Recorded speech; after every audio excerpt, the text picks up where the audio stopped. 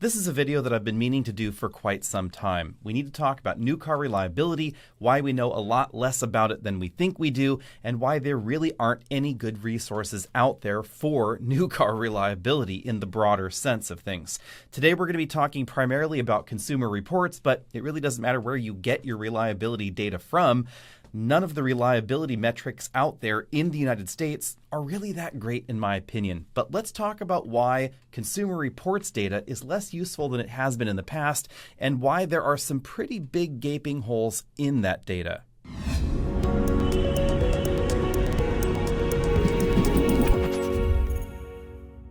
Let's start with first principles. What is reliability? Well, here's the textbook definition.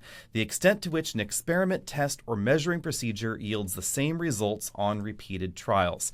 Now, how does that translate to cars, trucks, and SUVs? Well, it doesn't translate quite as directly as some people might think, because what reliability means to me may not necessarily mean reliability to someone else. Is a squeak or a rattle that develops 3 years or 4 years after you buy the car, is that a reliability issue? Is it not a reliability issue?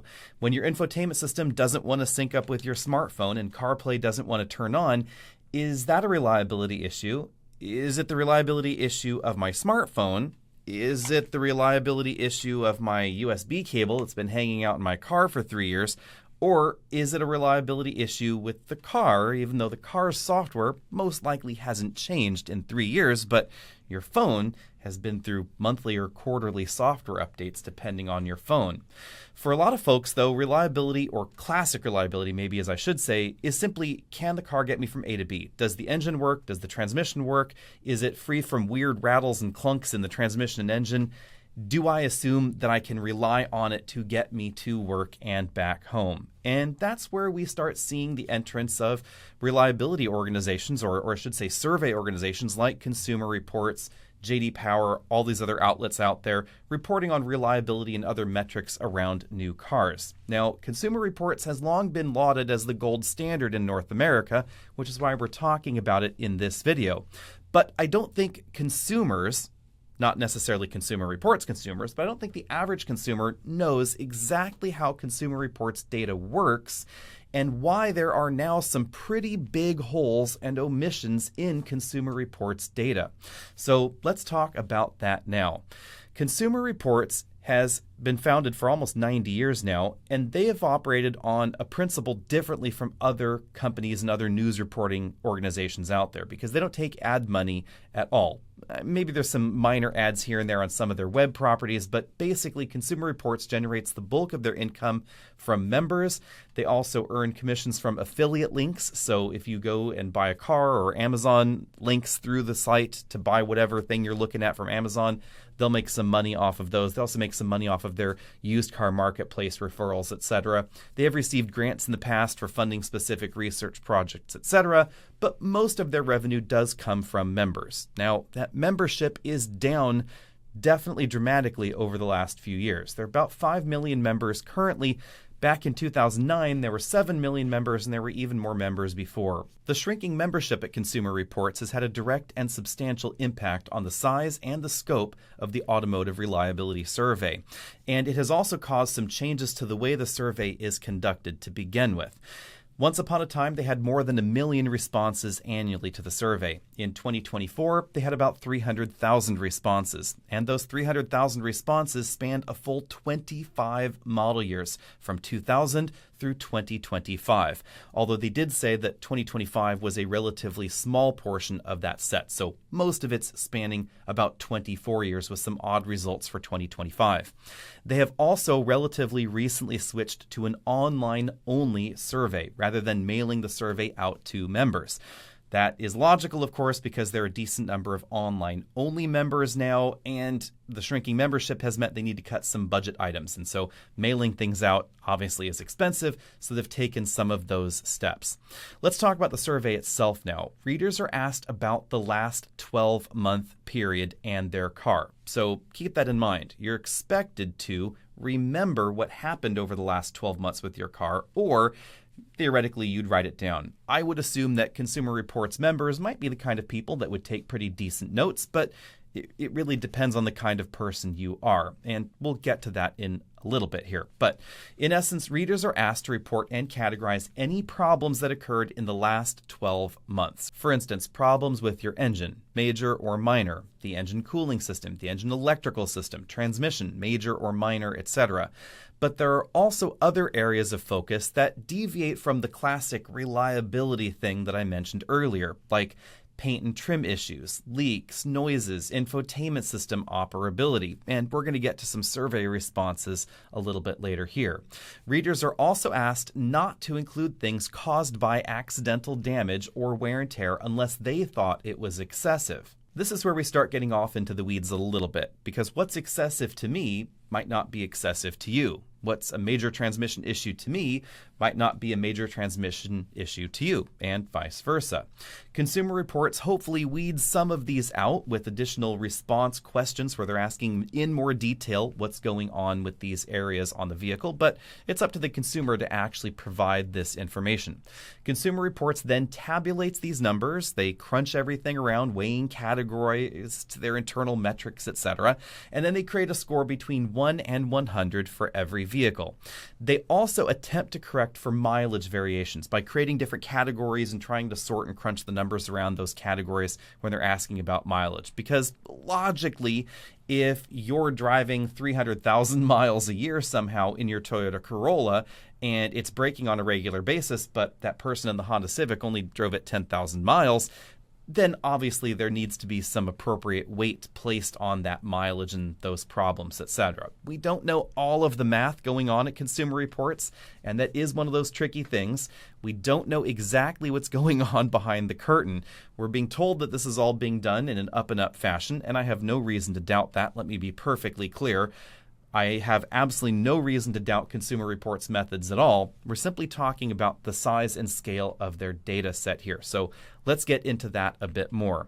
Once upon a time, Consumer Reports said that in order to report on a specific model and model year of vehicle, they needed at least 100 responses per year in order to be able to talk about what's happened during that year with that model and that vehicle. Unfortunately, as you can see, their data set has shrunk quite considerably. Assuming everything was equal, which it absolutely is not, mind you, we're talking 300,000 responses across 25 model years. Spread evenly, which again, the data absolutely would not be spread evenly.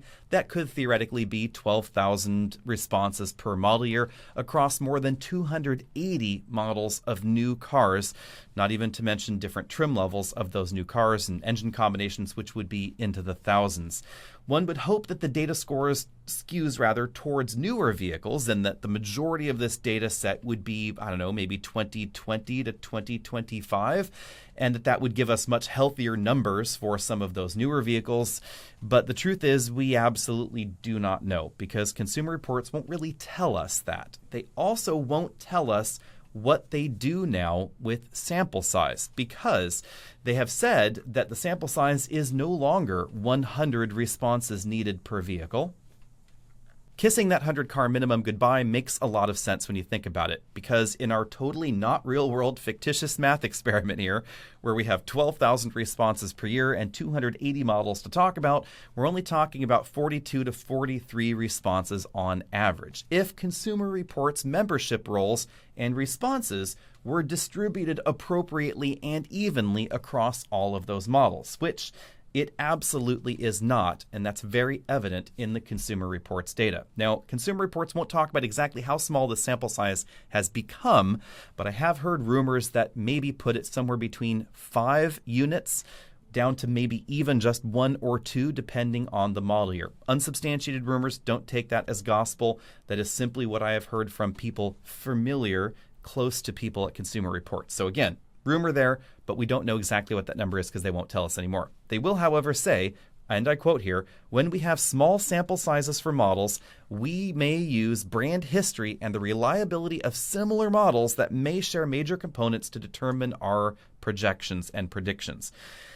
There are obviously flaws with that because they could be similar, but are they made in the same factory? Are they made on the same production line, etc.? All of these things will factor into real-world reliability numbers. But again, shrinking data sets, you got to do what you got to do. And that's the reality when it comes to Consumer Reports data. Again, we're not talking about this in a manner that should be construed as Consumer Reports is bad.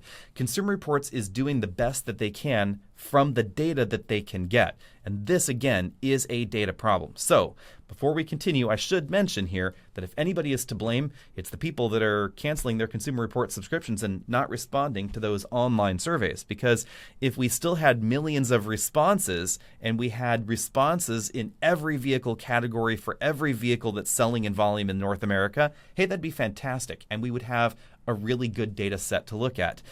What we're talking about here is the reality that we do not have that anymore. Now, as in any survey, there is a sample size concern, a bias concern of the person being surveyed, potential bias in the questioning, etc. So let's just breeze through that here. Consumer Reports has a lot of experience in surveying. I have responded to Consumer Reports surveys myself in the past because I have been a member on and off for the last, 25, 30 years, something along those lines. So I have no doubt in their testing and surveying methodologies here. They definitely ask questions in ways that are not leading. They ask you to be the arbiter of what's going on with your vehicle, but after that, we don't know exactly what's going on with the data. Again, not causing any dispersion, not throwing any shade on Consumer Reports for that. We're simply talking about the size of this data set here. And this is where we need to talk about Consumer Reports demographic. They have said, on average, Consumer Reports members tend to be more educated and affluent than the general population. Now, on the one hand, this makes sense because generally speaking, new car shoppers also tend to be more educated and more affluent than the average population. However, when you look at the data sets that we have here, we're going to get to this in just a moment, it's obvious that Consumer Reports members are interested in reliability. If they weren't, why would they be Consumer Reports members, right? Why would they be reading it? Part of me is reading Consumer Reports because I want to know what's going on with them. And then a minor part just sort of wants to know how things are comparing against one another in the industry. So I'm not buying cars based on Consumer Reports recommendations, but I know that a lot of people are, and a lot of people definitely do. If that's you, then you're part of a self-fulfilling prophecy. You buy Consumer Reports so that you can fill out your membership survey, so you can find out what's reliable, so you can buy what's reliable, so you can fill out your membership survey and contribute to Consumer Reports and then feed into this circle, which is why their data set definitely skews towards the Japanese and Korean brands that are typically seen as reliable brands in North America. Also, of course, General Motors and Ford are relatively well represented, but not as well represented as you might think. And this is part of that problem. When you take a look at their scores, and we'll take a look at their scores right now and see how these brands stack up. You'll notice Subaru right now is currently at the top, a little bit above Lexus. Call that a tiny bit suspicious based on what I know about Subarus. Not that they're unreliable, just are they better than Lexus? Well, scratching my head there. Toyota, 62 there with a score just below Subaru. Now, what do these scores mean? Well, we'll get to that in a second. Down here at the bottom of the list, we have Rivian at a score of 14. Ow. Cadillac at a score of 27. But have you noticed there are a lot of brands missing? Only 22 brands are here. There are actually 25 brands sold in North America, at least, because there are a dozen of really boutique brands, that have no score representation on this list whatsoever. And some of them may be small, but some of them are definitely not. Alfa, Chrysler, Dodge, Fiat, Infiniti, Ineos, Jaguar, Land Rover, Lincoln Lucid, Maserati, Mercedes-Benz, Mini Mitsubishi, Polestar, Porsche, Ram, and VinFast are all unrepresented on this list. And I don't know if you've seen lately, but Ram sells hundreds of thousands of cars a year. So does Mercedes-Benz. This is actually a total of 1.6 million units just in those brands there that are not represented in the Consumer Report scores because they had insufficient vehicles to tally those numbers. Again, this is not a Consumer Reports problem. This is a problem of people giving them the data. They simply do not have the data because the data set has shrunk because consumers are not reporting these vehicles, and the people that are left, these 300,000 vehicles that were reported, multiple cars and households, mind you, everybody out there. So this is less than 300,000 people reporting in on 300,000 cars. They just don't happen to own these vehicles, and that is kind of a problem.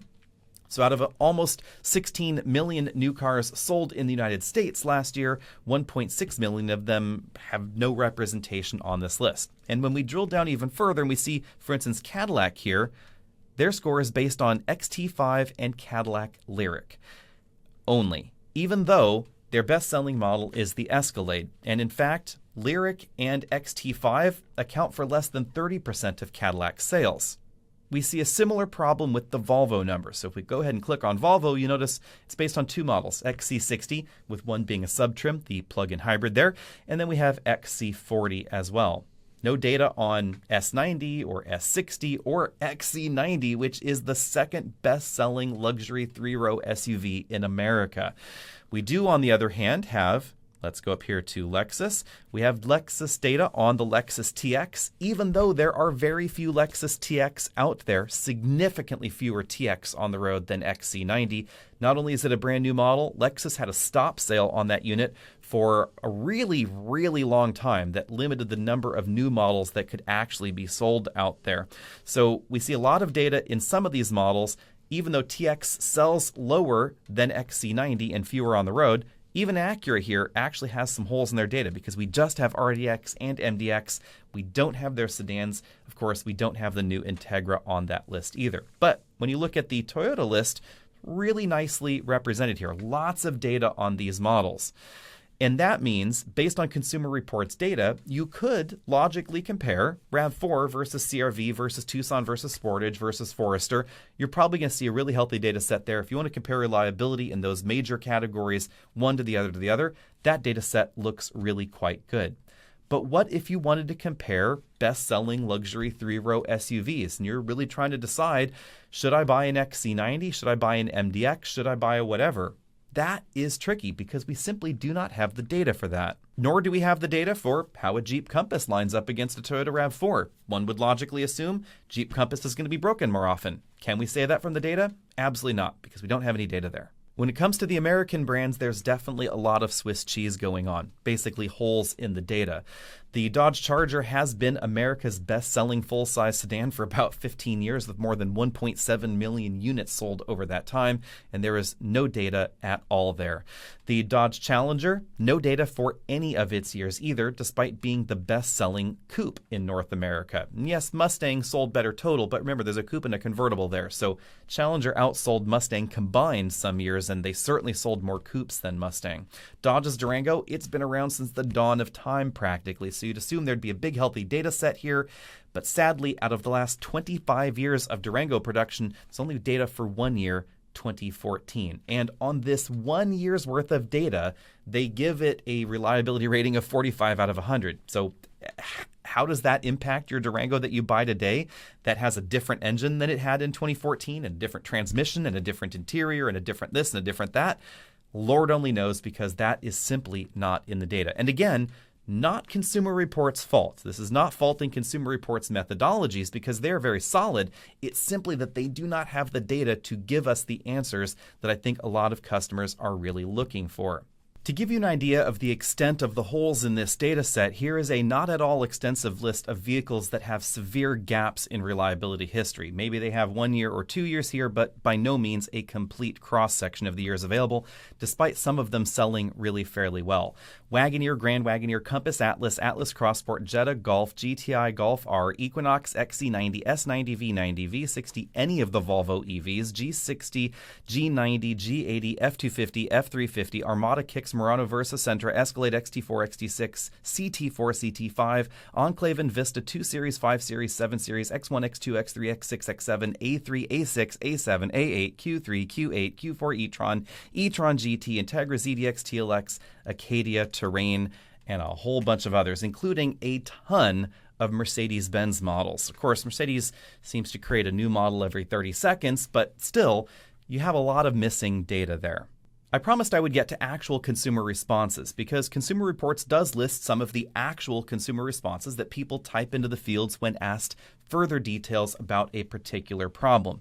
And this is where some of this becomes problematic. A, You have to dive deeper into the scores. I applaud them for giving us separate ratings for things like powertrain, engine major, engine minor, etc., and not lumping that in directly with in-car electronics. Although, for car reliability, they will lump them all together for that final score. So if you really want to know how reliable is a Pilot versus a Toyota Highlander, this data set will do that for you.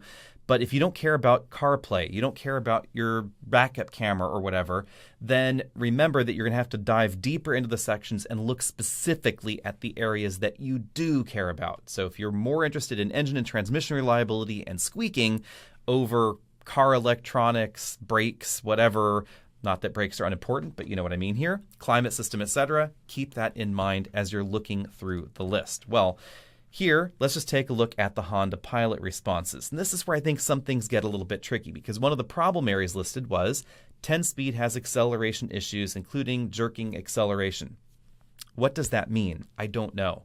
I do know, however, that certain years with the Honda Pilot and certain years with other vehicles that had a ZF 9-speed automatic transmission in them, the front-wheel drive ZF 9-speed automatic transmission, people complained about shift quality. Now, is shift quality a actual reliability problem? I would argue no, because it is not preventing you from getting A to B. It's more of a drivability problem than a reliability problem, because I don't like the way that it feels, but it's not a reliability problem unless it leads to transmission failure, of course. But there's no causal link here with the Honda 10-speed automatic transmission that I am aware of. But yeah, it's got a lot of gears in it. And so depending on exactly how you're driving the vehicle and how the software has adapted to your driving style, sometimes the transmission shifts may be a little bit funky. But again, is that a problem or not? Next up, automatic high beam headlights seldom activate on their own while on dark road. We need to turn on the high beams all the time. Automatic high beam activation is one of those features that doesn't always work how consumers expect it to work, because they're looking for lights in the distance effectively, taillights and headlights. And that could look like a street light. That could look like reflectors on the road, etc., with that light coming back into the camera, because they're not using LiDAR and radar to map out what's going on around you, and they're using pretty low resolution cameras. It's pretty common for auto high beam systems to not always engage the high beams when you think they should be engaged. Speed limits for the system operation also apply here. Is that a reliability problem? I don't know, but it was definitely a ding on the Honda Pilot. Extremely rough ride, feel every bump in the road more than a minor jolt. So this is a complaint about, for instance, the suspension and steering in the vehicle. Is that a reliability problem? I don't know. Next one, CarPlay frequently does not connect despite being connected via a cord. I will go in an endless cycle of attempting to connect. Had a hard time pairing devices. Radio and app would not respond. Also, the wireless charger does not work. Those are actually two separate responses to the section of in-car electronics for the Honda Pilot. Now, again, CarPlay not connecting. Is it the phone? Is it the car? This is a really tricky one, and this has really dragged down a lot of new car scores lately. The in-car electronics section of new car reliability reports apparently accounts for a huge section of complaints. But the problem is the software on my phone to blame? Because the software on the car has not changed, especially if you're talking about a Honda Pilot, because the software is pretty static on there. So car rolls out the factory with CarPlay that works. Your phone works at the time. 2 years later, your phone has a software update. Now the CarPlay connection is unreliable. Who's to blame? Tricky, right? And that's the unanswered question. Or is it the cable that you're trying to use? Now it's time for some unvarnished opinions. I am disappointed that Consumer Reports has changed their methodology over the last few years to try and accommodate this ever-shrinking data pool. And I also am a little bit offended that they will do things like the new model's predicted reliability over here that we see, for instance, for this BMW X1. Because, I can predict reliability too. I'm going to go with the BMW X1 is less reliable than the Lexus. Oh, hey, look, they came to the same conclusion. Now, they have some math and some theoretical reasons for why they think that, but if we scroll on down, They don't have any history behind that because you can see no data here for the overall reliability verdict for any of those years except for 2018. Now, that doesn't mean that there are no responses in those categories. Maybe their response minimum is 5 and they have 2 or 3 or 4 responses, and so maybe they're going to use some of that data to give us a predicted reliability. Except this is not the same X1 that was sold back in 2018. It's a brand new X1. At 41 out of 100, that's not a great reliability score. Now, they have given us the decency of giving the BMW X2 down here a 41 as well. Logical, because it's kind of the same car. But, this Mini Cooper Countryman, 50, that is the same car because that's the mini version of it. And if we click on over to that Mini Cooper Countryman, turns out we don't have any reliability info on this. No detailed data available. So what exactly is that reliability score based on? Well, it's based around some of the brand attributes there that they mentioned earlier, but how reliable is that? We just don't know. Let's check out this Audi Q3 here. What about its reliability? Well, you can see again, pretty big holes in this data, just 2018, 2020, 2021. This is the problem with the ever-shrinking data set. But they don't need to compound the problem by then trying to give these models predicted reliability ratings when there's not a lot to predict the reliability on. This is also where consumers will fall into their own traps because they will read into this data something that it does not necessarily say. A brand new car can come out and they'll say, well, based on the reliability history, I'm going to go ahead and estimate that this new car or new SUV is going to be just as reliable as the last generation, even though it is a brand new model with a new engine, new transmission, new everythings. There is no basis for that reliability estimate. Now, if I were a betting man, I would say that based on history and launch progression, Toyota's probably going to do a better job at launching a brand new car without problems. But you know what? That could sometimes get you in trouble because the Tacoma and the Tundra have not exactly gone well for them. For instance, the Toyota Tacoma is currently almost last in its predicted reliability. Again, who knows about predicted reliability? But if we look down here at the actual reliability scores where we do have information, intriguingly, the overall reliability verdict went down in 2024, and that wasn't the new model yet. So I think they're basing some of this on the Tundra, where if we go over here to Tundra, you can see that Tundra has definitely had some problems. I mean, every engine having to get recalled, definitely problematic for a Tundra. Now, the other thing this information doesn't tell you is how often is this problem going to occur? And that's something that I think they could tell us if they wanted to because they probably have that kind of data. What I would want to know is, on average, how often does a transmission need to get replaced in a Nissan Sentra versus a Toyota Corolla? Because we all know Jatco transmissions, they're a little bit concerning to owners out there that are looking at a modern Nissan product. How often do they fail? They should be able to tell us, but we do not have that data, sadly. How many miles will the average transmission in a Nissan last versus the average CVT in a Honda versus the average CVT in a Toyota, because they are not the same CVT? We just don't know that information, and that's the kind of information that they could give us and would still be useful even with some of these other holes and missing data points in their data set. And that's something that I think too few car shoppers truly understand. Because when I hear people say something like, well, I wouldn't buy car A or B because they have bad transmissions, I scratch my head and think, well, hang on, they're using the same transmission. Because, little known fact, every Volvo out there uses the same automatic transmission as Toyota and Lexus use in their front-wheel drive vehicles. They're all made by the same company, which is basically a captive transmission manufacturer arm of Toyota itself. Aisin is largely owned by Toyota, and they design transmissions for a whole lot of companies, including every Toyota and Lexus model practically out there, at least the ones that they build themselves, not to mention a ton of other car companies around the world. But the bottom line here is you cannot say that Volvo transmission, it's going to last on average 60,000 miles. That Lexus transmission is going to last on average 100,000 miles because we just do not have that data. Now, I will close this out by saying, or commenting on what we could do to fix this. Well, Consumer Reports' very model makes that tricky. More people need to subscribe to Consumer Reports. More people need to be submitting their data that are already subscribing to Consumer Reports. If they've got 5 million members, they should have more than 300,000 responses in their automotive survey if people are doing their job and actually contributing to getting better reliability metrics out there. So this is not a takedown of Consumer Reports. If anything, this is telling Consumer Reports subscribers to get off their butts and start typing the data in so that we can have better information about what's going on out there. Unfortunately, that's problematic.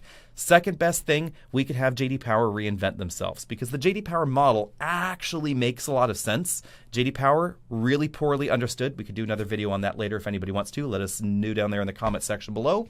But in a nutshell, what J.D. Power does is they use car registration data to send out surveys to people that have purchased a car in the window that they're interested in. This means that they do have a very broad data set. And if they wanted to, they could make sure that they have enough responses to actually calculate the data. If they're missing responses for a particular model, they could send out more surveys to registered owners of that model. They can randomize them by state, by location, etc. They know where they all are. That's why Consumer Reports has a smaller data set per model than J.D. Power.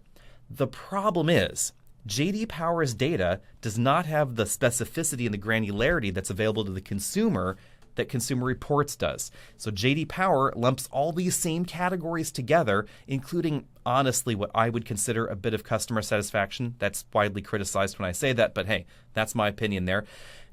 And they smush it all together and give you a number without saying, you know, were people unhappy with that because of the engine falling out as you go down the road? Or was it because your buttons on your CarPlay didn't work? Like, what's the problem? We don't know. Just problem.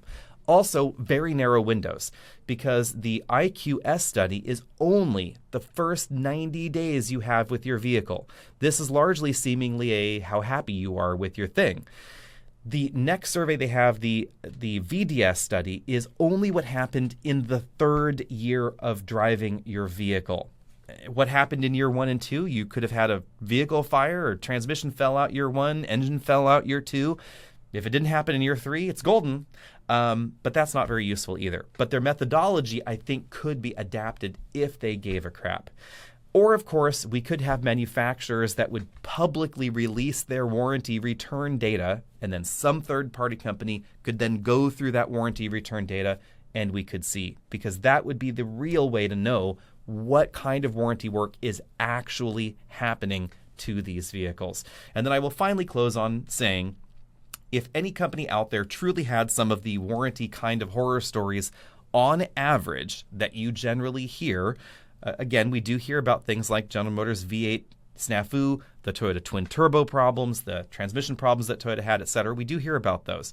But if this was a systemic problem, it would be showing up in their financials, because, you know, they'd have to pay for those warranty repair and replacement costs.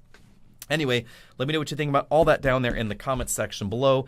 And what can we do about this? I will also close finally by saying, question why it is that the numbers we have for reliability in North America differ so greatly from the reliability metrics done by survey in Europe as well. So if, for instance, you take a look at Europe's numbers, BMW, Mini, even Audi rank considerably higher on their reliability metrics than they do in the United States relative to some of the other car companies out there. Toyota's still really quite at the top, but the relative positioning below that definitely starkly different in some of those other markets. See all of you later.